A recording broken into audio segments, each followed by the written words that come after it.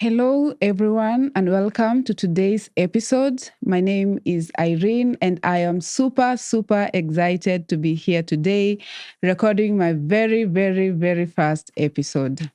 And I have been having a conversation in this journey of creating a podcast, and the conversation has been around why am I doing podcasting and why do I want to speak to you? Is it the vibe for the camera or what really is pushing me to do this podcast? And I realized a story of Wangare Maathai that has been like the one that has given me more belief in what I am trying to do.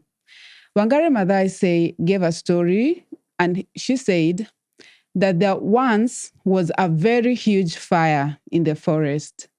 And then all animals were asking each other, what are we going to do? However, there was a small hummingbird, and the small hummingbird saw a river, and with its little beak, it went to the river, picked a little bit of water, and tried to quench the fire. And when one animal asked the hummingbird, what are you doing? The hummingbird said, I can only do so much. I'm only doing what I can. This podcast is for people who are willing to do what they can. And that is what I'm trying to do. I'm trying to do what I can. Most people have asked me again, why are you political? Why are you this? Why are you that? What they don't know is that for me, first of all, I do not like history. I was not a history fan because I think history, for the most part, is victimhood. I know it makes us aware of what happened in the past. It gives us a place to move, but it also have this habit of making us victims. Because for most of us, or some of us, we use history to victimize ourselves. We want to say, oh, look at me, I'm very helpless. Nobody's going to help me. I do not have a future. I don't have a way out. And this makes it very hard for us to have difficult conversations. Because when we have those conversations, people say something like that has never happened, or they say it is impossible.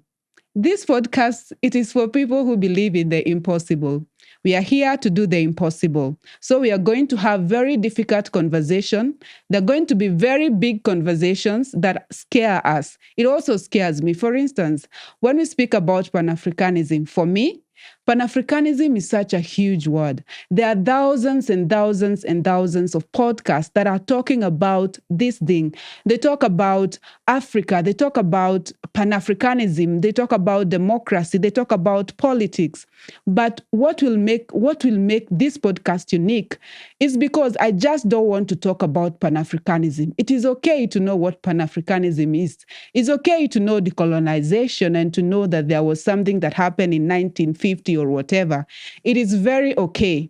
But we want to move past discussing things and doing things. We want to change the way that we do things, the way that we see things. We want to move beyond. And this podcast is for people who are little hummingbirds, willing to move that next step, willing to take the conversation.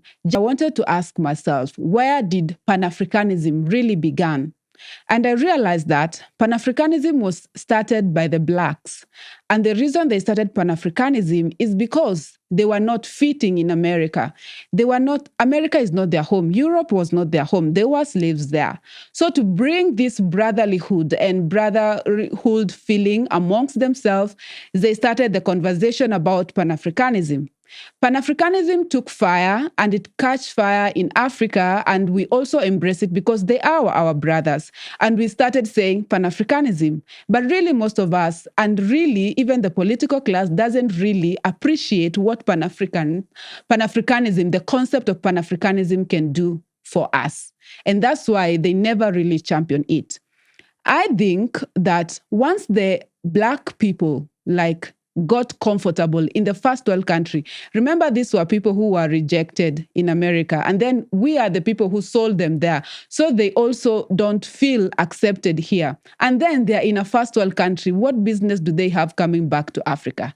Nothing.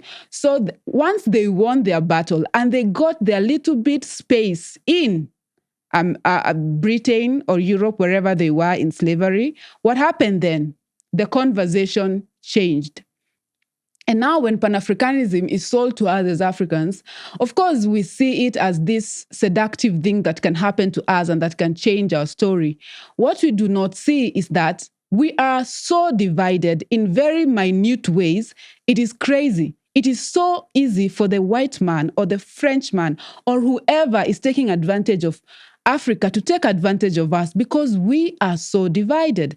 For instance, here in Kenya, just imagine when we choose our politicians, we choose them in terms of tribe. That is division in itself. Myself, as an English literature student, I went to a classroom and our teacher said that we should identify ourselves with our mother tongue names because that makes us more Africans. I hate that concept because I don't think me being called by my African names make me more African.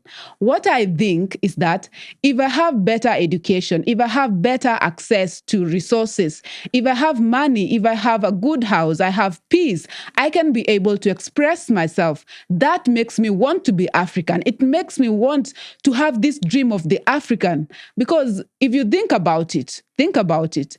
The Western dream is the Westernization that we talk about is the dream of unity, is the dream of empowerment, of freedom. Why is it that in Africa, the dream that they sell us as Pan-Africanism is the dream of just speaking your mother tongue and dressing a certain way and those things do not speak to me as a common person. Because for me, what bothers me is not that I'm called whatever. What bothers me is that I don't have food to eat, or I don't have clothes to wear, or I don't have a nice place to live. Those are the things that bothers me. So I think the conversation of Pan-Africanism should start by empowerment. It should start by us thinking in terms of what we can do as Africans to make Africa great. And everything.